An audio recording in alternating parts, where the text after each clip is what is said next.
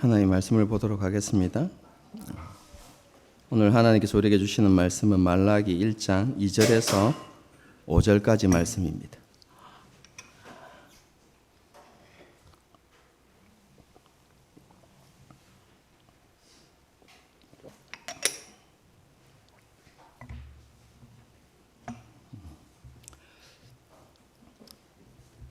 말라기서 1장 2절에서 5절까지 말씀입니다.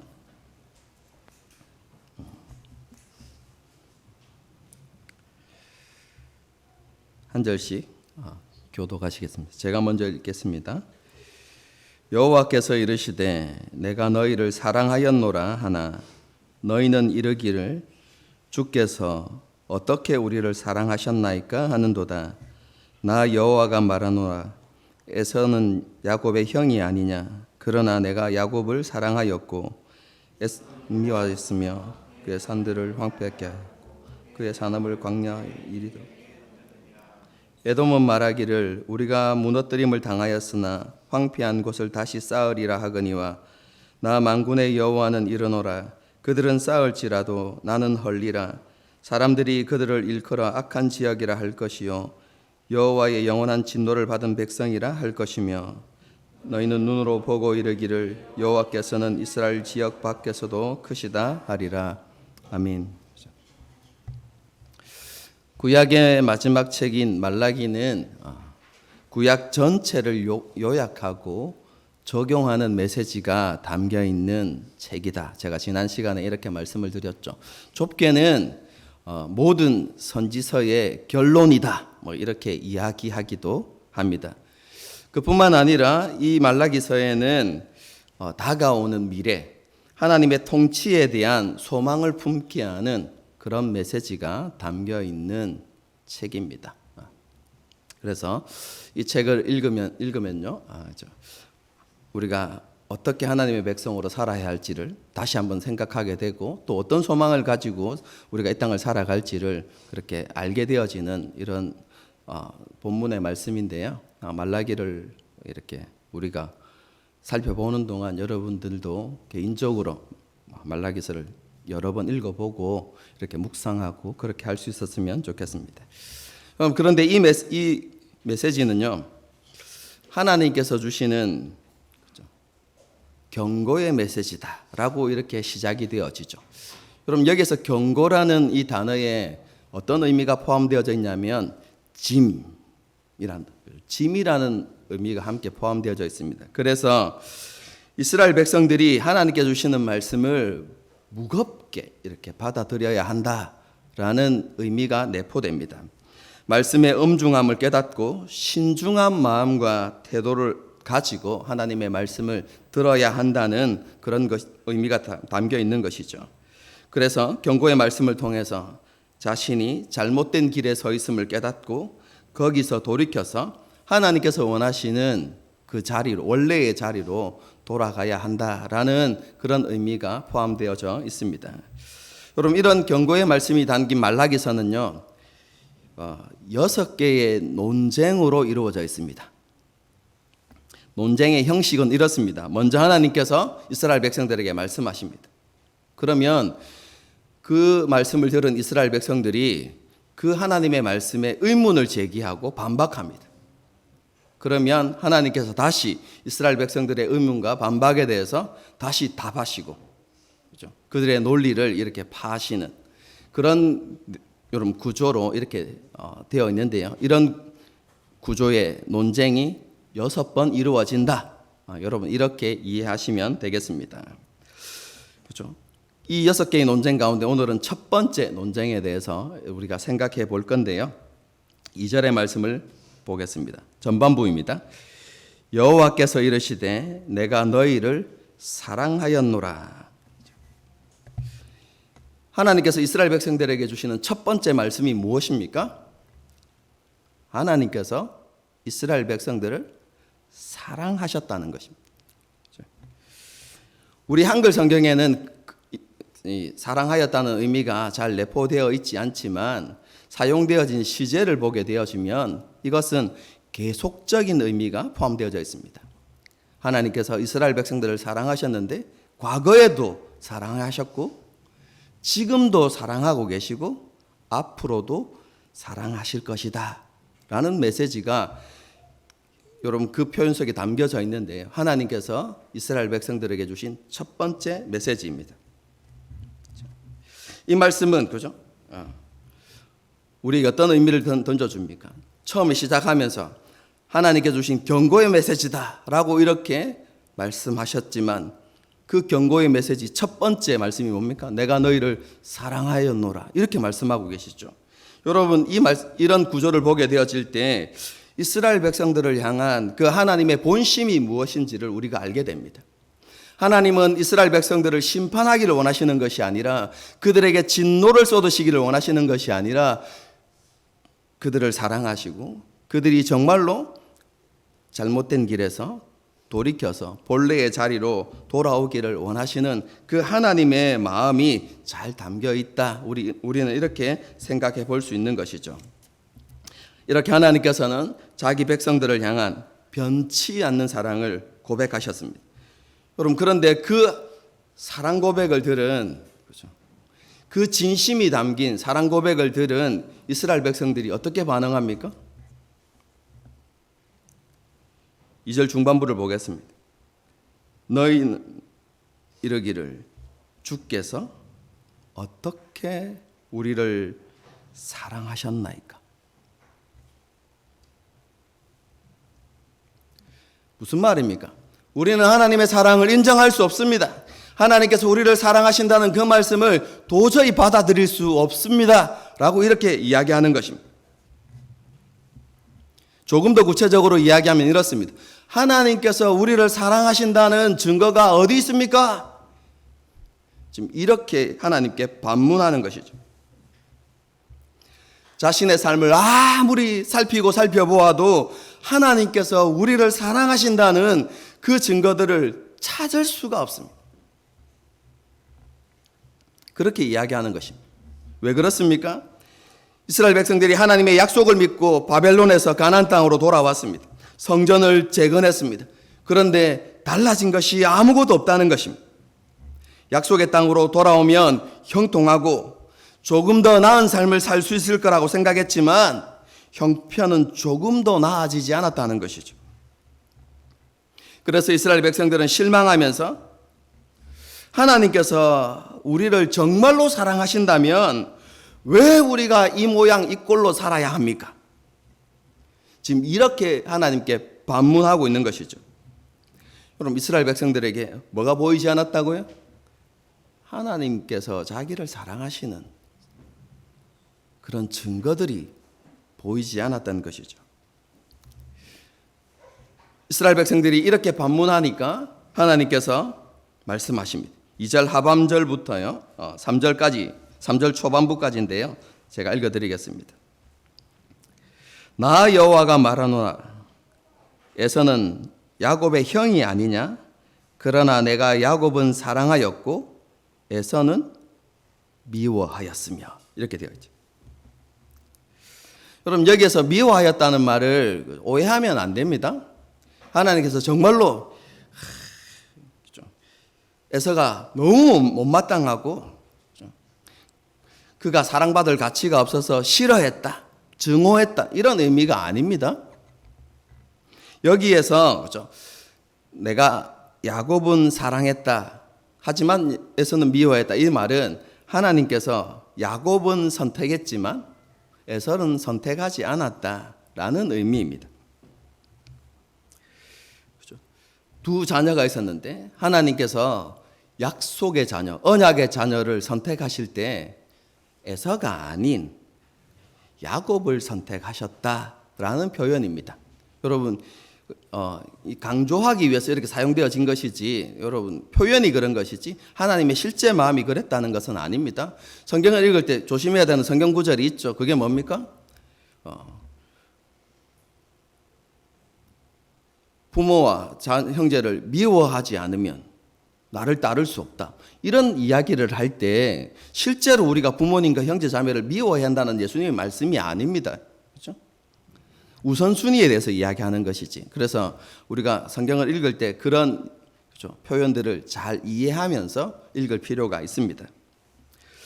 여러분, 세상적인 관점을 보게 되어지면요, 하나님의 선택을 받아야 하는 사람은 야곱이 아니라 에서입니다. 왜냐하면 그가 장자이기 때문에 그렇습니다. 그리고 우리의 눈에 보기에도 야곱은 합당해 보이지 않습니다. 그는 욕심이 많은 사람이었죠. 그리고 그 욕심을 쟁취하기 위해서 어떤 일을 벌입니까? 형을 속이기도 하고 아버지를 속이기도 하는, 여러분, 그런 일들을 행했던 사람이 야곱이죠. 우리의 눈에는, 세상적인 관점에는 야곱이 아닌 에서를 선택하시는 것이 합당해 보입니다. 그런데 하나님께서는, 그렇죠, 야곱과 에서가 태어나기도 전에 하나님께서는 야곱을 선택하시고 그에게 변함없는 사랑을 베푸셨다, 이렇게 말하고 있는 것입니다. 그리고 여러분, 쉽게 이해되진 않지만 3절과 4절을 보게 되어지면요, 그 야곱을 선택하시고 야곱을 사랑하시는 그 하나님의 사랑이, 그 하나님의 선택이 영원히 변하지 않고 지금도 계속되고 있다는 것을 말씀해 주고 있습니다. 제가 3절 4절을 다시 읽어드리겠습니다. 에서는 미워하였으며 그들의 산들을 황폐하게 하였고 그의 산업을 광야의 이리들에게 넘겼느니라. 에돔은 말하기를 우리가 무너뜨림을 당하였으나 황폐한 곳을 다시 쌓으리라 하거니와 나 만군의 여호와는 이르노라. 그들은 쌓을지라도 나는 헐리라. 사람들이 그들을 일컬어 악한 지역이라 할 것이요 여호와의 영원한 진노를 받은 백성이라 할 것이며. 여러분, 이게 왜 여전히 하나님께서 선택하신 야곱, 이스라엘을 사랑하신다는 표현이 됩니까? 어렵지만 제가 쉽게 설명을 해드리겠습니다. 여러분, 이스라엘과 에돔은 둘 다 하나님의 진노와 심판을 받아 마땅했습니다. 에돔은 하나님을 인정하지 않는 민족이었죠. 교만한 마음으로 스스로를 높이고 높은 자리에 앉아서 자신의 탐욕을 따라 행하는 악한 민족이었습니다. 실제로 바벨론이 남유다를 침공하고 예루살렘을 무너뜨릴 때 도왔던 민족이 에돔입니다. 삶에 깊이 뿌리 내린 죄악으로 인해서 에돔은 하나님의 진노와 심판을 받아 마땅했습니다. 여러분, 그런데요, 이스라엘도 마찬가지였습니다. 이스라엘도 예외가 아니었습니다. 그들은 하나님을 알고도 의도적으로 하나님께로부터 등을 돌렸습니다. 하나님을 배역했죠. 하나님의 말씀을 마음에 두지 않고 탐욕에 사로잡혀서 우상을 숭배하고 자기의 소견에 옳은 대로 행했던 민족입니다. 여러분, 어떻게 보면 에돔보다 더 큰 심판을 받아야 하는 민족이 이스라엘입니다. 더 큰 은혜와 특혜를 받았기 때문에 그렇습니다. 여러분, 어쨌든 하나님의 진노와 심판으로 인해서 이스라엘과 에돔은 심판을 받아 마땅했고 실제로 바벨론에 이어서 무너지고 둘 다 폐허가 되었습니다. 여러분, 그런데요, 하나님께서는 이스라엘을 향한 진노를 거두셨습니다. 그리고 그들에게 은혜와 긍휼을 베풀어 주셨죠. 포로된 땅에서 돌아오게 하시고 성전이 재건되게 하시고 성벽을 다시 일으켜 세울 수 있게 하셨습니다. 회복이 일어나게 하셨죠. 여러분, 그런데 에돔은 어떻습니까? 여전히 무너져 황폐한 모습 그대로였습니다. 그리고 에돔 사람들이 이렇게 이야기합니다. 이 황폐한 땅을 우리가 일구어서 다시 세울 것이다. 그렇게 말할 때 하나님께서 뭐라고 말씀하십니까? 너희가 세우면 나는 다시 허물어 버릴 것이다. 하나님께서 왜 이렇게 말씀하십니까? 그들이 악한 나라이기 때문에 그렇습니다. 하나님께서는 그들이 저질렀던 모든 죄악을 따라서 하나님의 진노와 심판을 끝까지 그들에게 내리시겠다 이렇게 말씀하십니다. 여러분, 에돔을 향한 하나님의 심판은 정당한 것입니다. 그들이 하나님의 진노와 심판을 받아야 할 만큼 그들은 악한 길을 행하였습니다. 그런데 아까 뭐라고 말씀드렸습니까? 이스라엘도 에돔과 다를 바가 전혀 없었습니다. 더 큰 은혜와 특권을 받았음에도 불구하고 이스라엘 백성들은 그 이스라엘 땅을 죄악으로 가득 채웠습니다. 온 땅을 우상으로 가득 채웠고 탐욕을 따라 행했고 힘을 가진 자들이 힘없고 연약한 자들을 억압하고 압제하고 핍박했습니다. 불공평한 재판이 이루어지고요.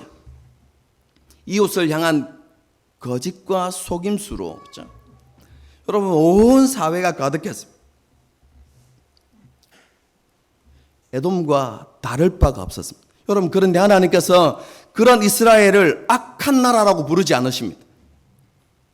영원히 진노받을 백성이라고 그렇게 부르지 않으십니다. 하나님께서 뭐라고 말씀하십니까? 내가 그들을 향하여 자비와 긍휼을 베풀 것이다. 이렇게 말씀하십니다. 하나님은 이스라엘에도 동일하게 진노하셨지만 진노 중에도 긍휼을 잊지 않으셨던 것입니다. 그리고 그들이 돌아왔을 때 그 땅을 다시 거룩한 땅이라고 부르시고 이스라엘 백성들을 내 백성이라고 그렇게 부르셨죠. 하나님께서는 이것이 내가 너희를 사랑하는 증거다라고 이렇게 말씀하시는 것이죠. 그리고 이스라엘 백성들에게 다시 한번 이렇게 말씀하십니다. 너희가 그렇게 이방 땅에 에돔에 임한 그 심판을 보게 되어지면 하나님께서 이스라엘의 국경을 넘어서도 크신 하나님이라는 것을 알게 될 것이다 이렇게 말씀하시죠. 여러분, 쉽게 말하면 하나님께서 온 세상을 주관하시고 다스리시고 심판하시는 분이라는 것을 그들이 멸망하는 것을 보면서 그들에게 내려진 하나님의 진노와 심판을 보면서 너희가 알게 될 것이다 라고 이렇게 말씀하시는 것입니다. 그리고 그들에게 내려진 그 두렵고 엄중하고 철저한 하나님의 진노와 심판을 보면서 하나님께서 정말로 우리를 긍휼히 여기시는구나. 우리에게 똑같은 죄악을 저지른 우리에게 하나님의 진노와 심판이 아닌 하나님의 긍휼과 자비를 베푸시는 그 하나님을 보면서 하나님께서 우리를 얼마나 사랑하시는지 너희는 깨닫게 될 것이다. 지금 내가 그 일을 행하고 있고 그것이 너희를 사랑하는 증거다.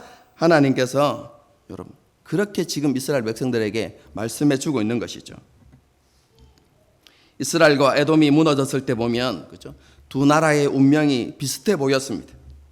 하지만 단 한 가지 사실이 다른 결과를 만들어내었죠.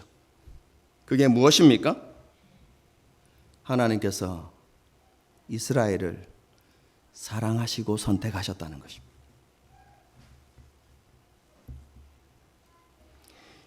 이스라엘이 사랑받을 만한 자격이 있어서가 아니었습니다. 하나님께서는 아무런 조건 없이 이스라엘을 사랑하시고 선택하시고 그리고 자기 백성 삼으셨습니다. 그런 이스라엘과 항상 함께 하셨고 그들을 눈동자처럼 지키셨습니다. 여러분 이스라엘 백성들의 역사를 보십시오. 끊임없이 죄를 범하고 반역했지만 하나님께서 끊임없이 용서와 자비를 베푸셨습니다. 그들이 끝까지 돌이키지 않을 때에도 하나님은 진노 중에라도 긍휼을 잊지 않으셨습니다. 그들이 공경에서 부르짖으면 응답하시고 그들을 건져주셨습니다. 원수의 손에서 지켜주시고 그들의 필요를 채워주시고 무엇보다도 하나님께서 이스라엘 백성들에게 하신 놀라운 일은 끊임없이 하나님의 사람을 그들에게 보내셨다는 것입니다. 선지자들을 보내셔서 그들을 가르치시고 격려하시고 책망하시는 일을 끝까지 행하셨다는 것입니다.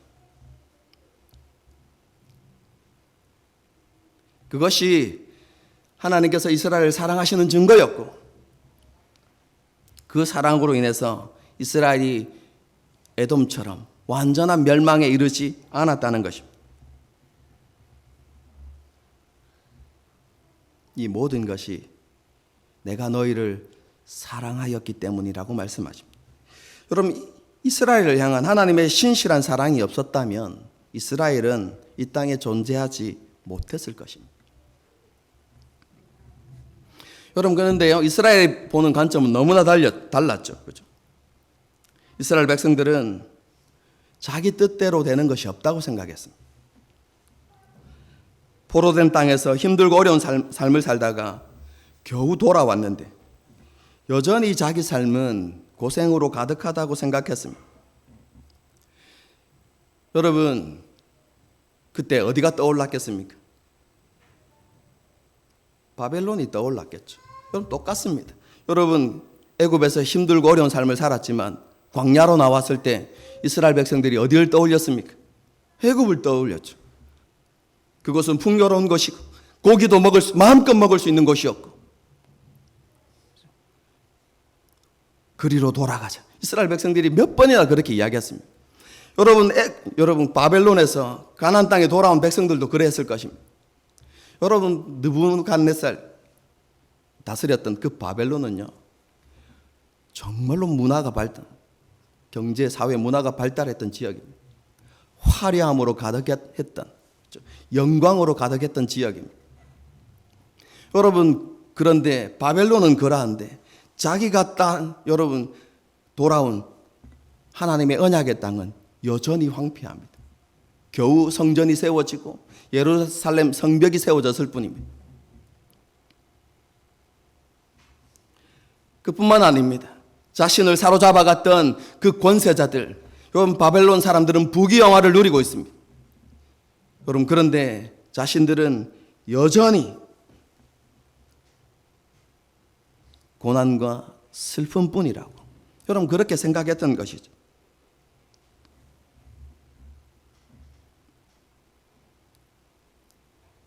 여러분, 이스라엘 백성들이 기대했던 것이 무엇일까요?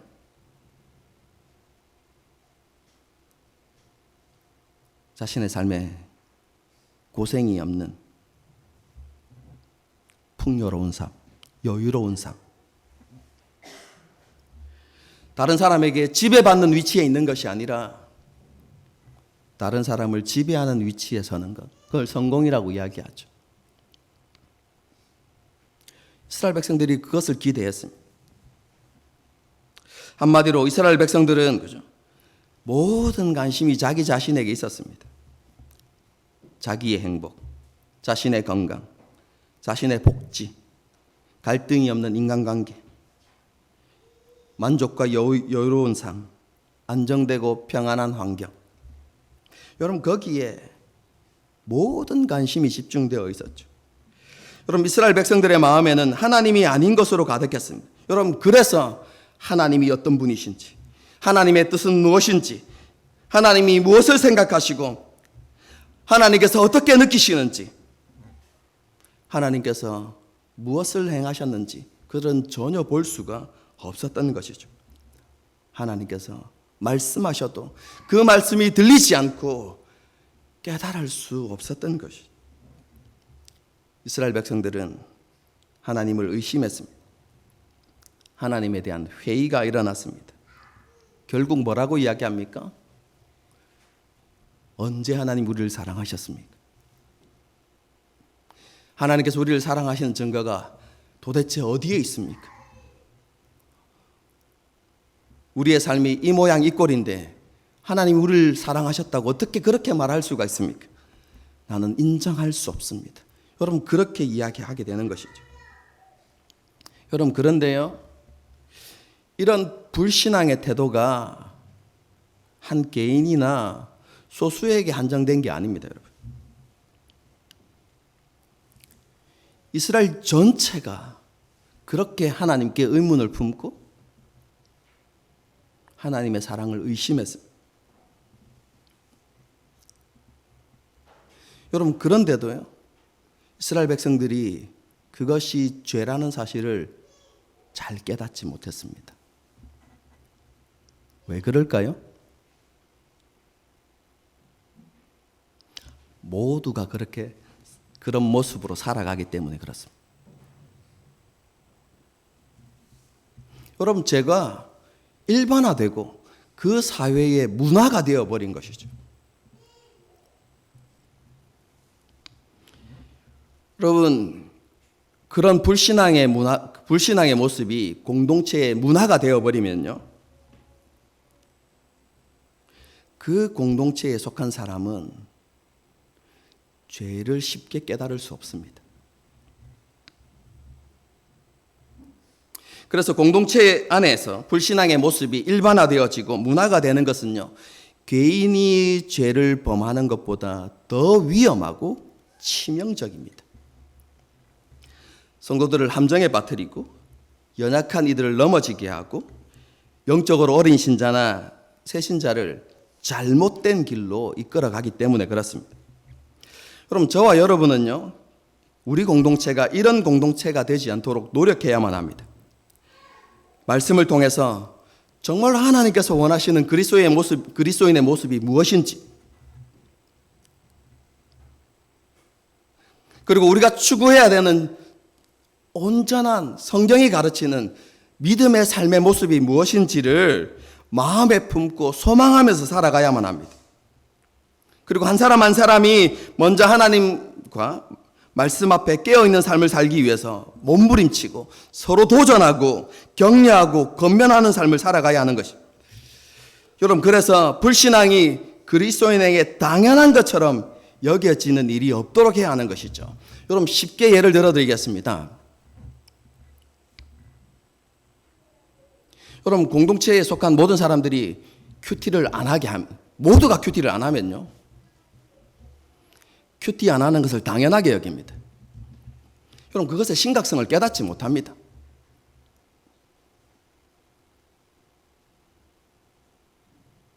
모든 성도들이 기도의 생활을 안 해요. 그럼 내가 기도하지 않는 것, 기도 생활을 하지 않는 것이 이상하게 여겨지지 않는 것이죠.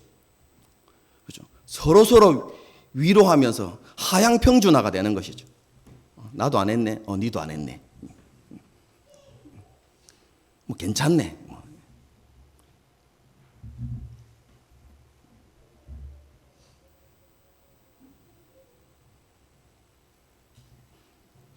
여러분, 공동체가 여러분 그런 불신앙의 문화로 가득 차게 되어지면요,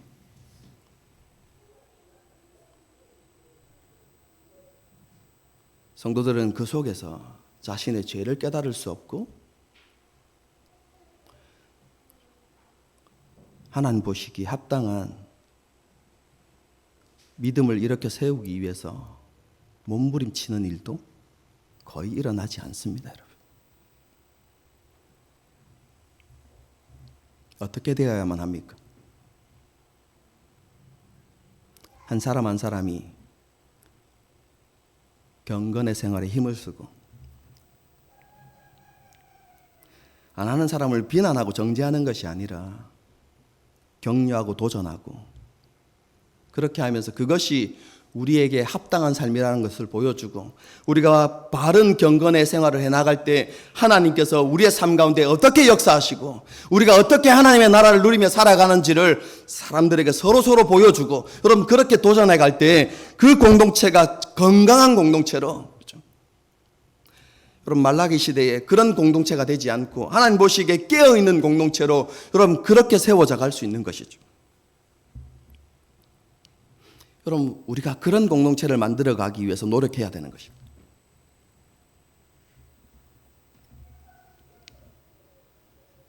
하나님의 사랑을 의심하고 부정하는 것은요, 하나님을 부인하는 것과 같습니다. 자격 없는 자들을 자기 백성 삼으신 하나님의 은혜를 부정하는 것이고요. 하나님의 백성이라는 자기 정체성을 부인하는 것입니다. 하나님의 사랑을 의심한다는 것은요, 자기 안에 하나님을 향한 사랑이 식었음을 보여주는 분명한 증거입니다. 많은 사람들이 오늘날 한국 교회가 위기라고 이야기합니다. 많은 문제점들을 이야기합니다. 여러분, 그런데요, 하나님께서 말씀하시는 진정한 위기는 하나님에 대한 사랑이 식은 것입니다. 왜냐하면 하나님에 대한 사랑이 식을수록 세상을 사랑하는 마음이 커져가기 때문에 그렇습니다. 그래서 점점 교회가 교회다운 모습을 잃어가고 교회의 기능을 상실해 가는 것이죠. 여러분, 저와 여러분이 그리고 우리 교회가 처음 사랑을 회복해야만 합니다.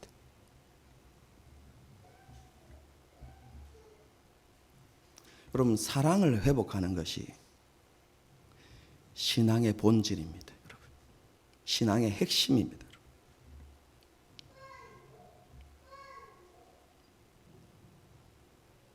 그럼 어떻게 처음 사랑을 회복할까요?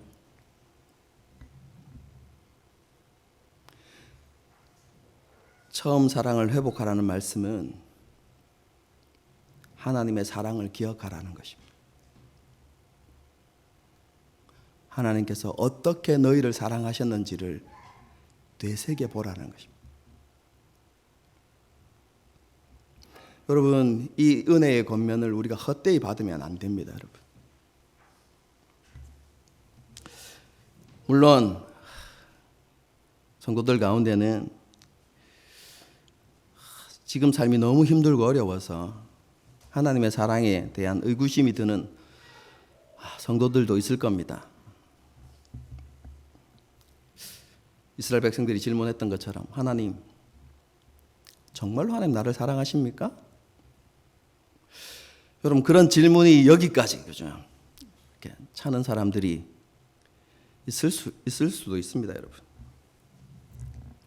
여러분, 그런데 그걸 이상하게 여기지 마십시오.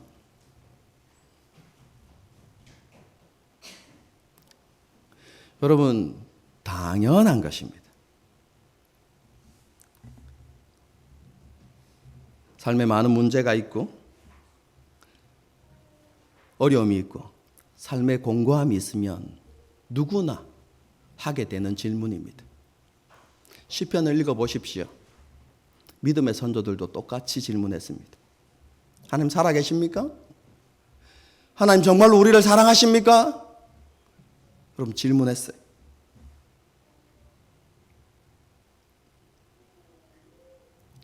똑같은 질문을 했지만 그들은 말라기 시대의 이스라엘 백성처럼 되지 않았습니다. 왜 그럴까요?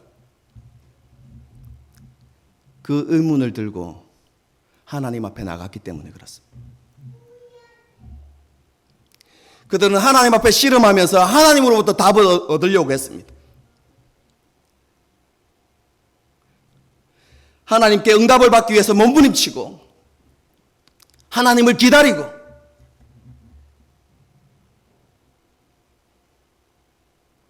하나님의 말씀 듣기를 소망했습니다. 그리고 하나님 안에서 답을 발견하죠. 여러분, 그래서 그 의문과 그 의심이 찬양이 되고 하나님께 영광 돌리는 도구가 됩니다. 그 의문과 우리에게 찾아오는 그 의심이 하나님께 더 가까이 나가는 수단이 되어지고 하나님을 더 깊이 경험하는 도구가 되어졌던 것이죠. 여러분, 그래서 믿음의 선조들은 실패하지 않았습니다.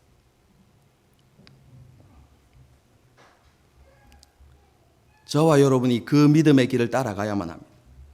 여러분, 우리가 이 믿음의 길을 걷기 위해서는 하나님의 사랑을 자신이 받은 복이나 형통함 속에서 찾으려고 해서는 안 됩니다. 여러분, 다른 사람과 비교를 통해서 하나님의 사랑을 확인하려고 해서도 안 됩니다, 여러분. 제가 분명히 말씀드릴 수 있는 것은 우리의 일상을 통해서 하나님께서 우리를 사랑하시는 증거를 찾으려고 하면 반드시 넘어지게 될 것입니다. 하나님께서 우리의 필요를 어떻게 채워주시냐로 하나님의 사랑을 가늠하려고 해서는 안 됩니다. 여러분, 하나님 크신 분이시죠? 얼만큼 크신 분이실까요?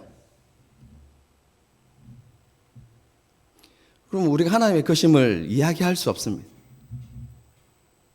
만물보다 크신 하나님이십니다. 여러분, 그런데 우리의 탐욕이 하나님보다 크다는 사실을 아십니까?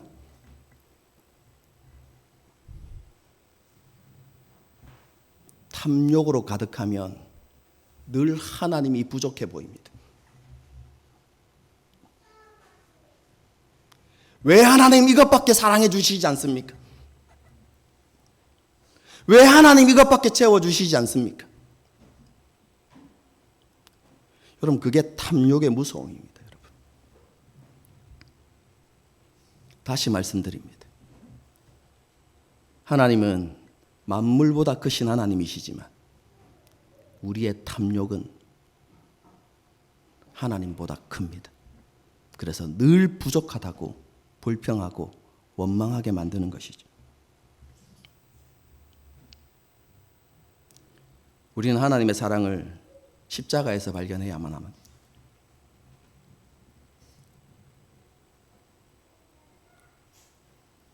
하나님께서 우리를 사랑하신다는 너무나 분명하고 강력한 증거는요, 하나님께서 우리를 죄에 따라서 대하지 아니하시고 크신 긍휼과 자비를 따라서 우리를 대하셨다는 것입니다.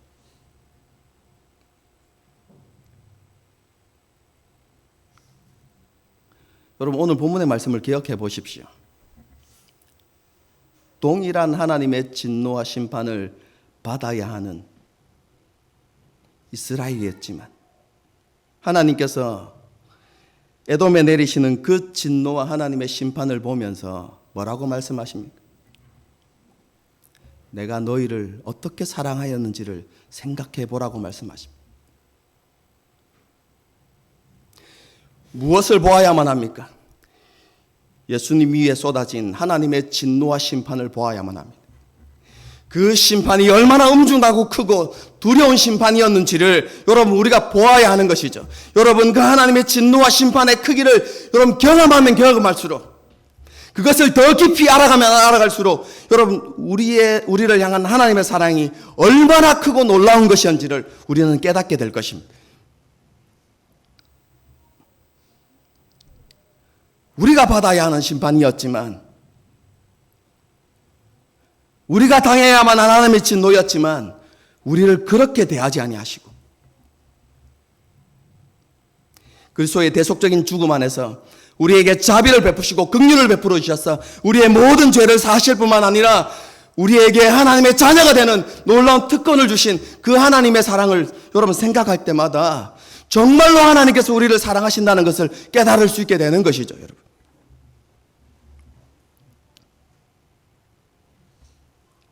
하나님의 진노와 심판의 크기를 이해할수록 우리는 하나님의 사랑과 자비와 긍휼에 경탄하게 되어질 것입니다. 우리를 향한 하나님의 사랑의 길이와 넓이와 높이와 깊이를 깨달아가게 되는 것이죠.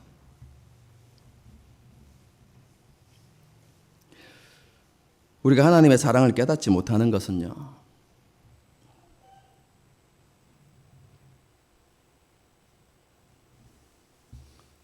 하나님께서 우리를 사랑하셨다는 사실을 우리의 마음에 새겨두지 않기 때문에 그렇습니다.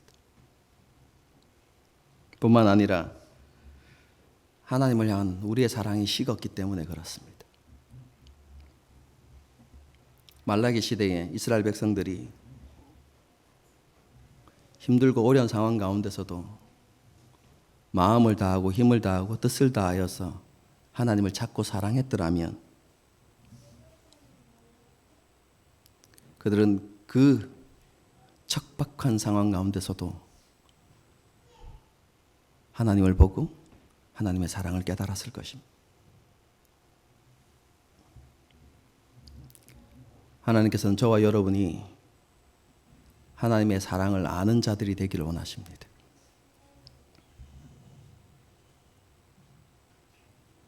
지난주 말씀과 이어지죠.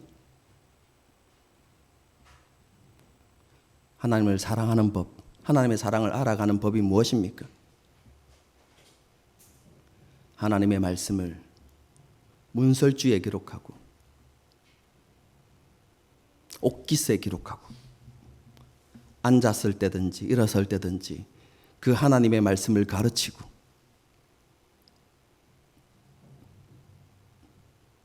여러분 그렇게 하나님의 말씀을 가까이 하고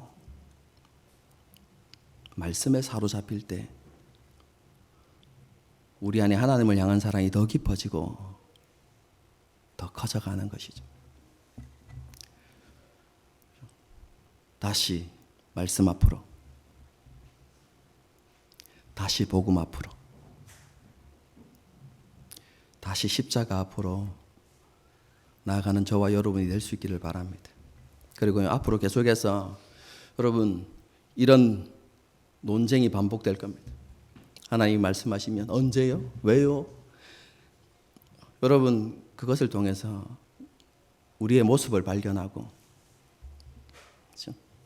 우리의 문제가 무엇인지를 깨닫고 하나님 앞에서 그 무너졌던 그 모든 부분들이 회복되어진 은혜를 경험하는 그런 좋은 기회가 되었으면 좋겠습니다.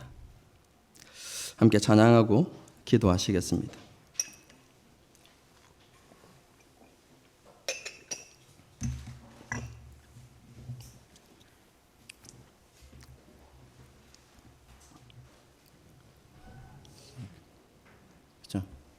다시 말씀드립니다. 하나님의 사랑을 우리가 살아가는 일상 속에서 찾으려고 하면 형통할 때 잠시 그런 마음을 먹을 수는 있을 것 같습니다. 아, 하나님 나를 사랑하시는구나. 형통함이 사라지면 어떻게 될까요? 우리의 삶에는 끊임없이 문제들과 그렇죠? 어려움이 찾아오는데 어떻게 될까요? 하나님의 사랑은 십자가에서 찾는 것입니다. 여러분 그 말씀을 기억하면서 이 찬양을 불렀으면 좋겠어요. 와 정말로 너무 진짜 오랜만에 부르는 찬양인 거예요. 나 같은 죄인 살리신.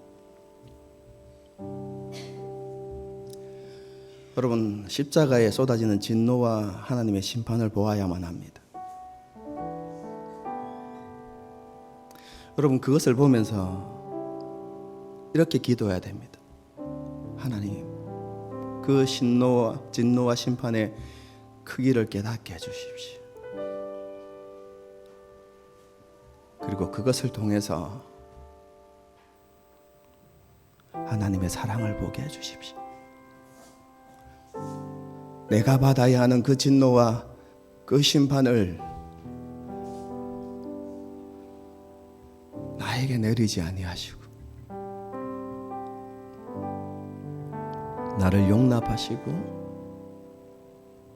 용서하신 그 하나님의 사랑을 알게 해주십시오. 여러분 그렇게 기도해야 되는 것입니다. 그런 마음을 가지고 함께 찬양하고 기도하는 시간을 갖도록 하겠습니다.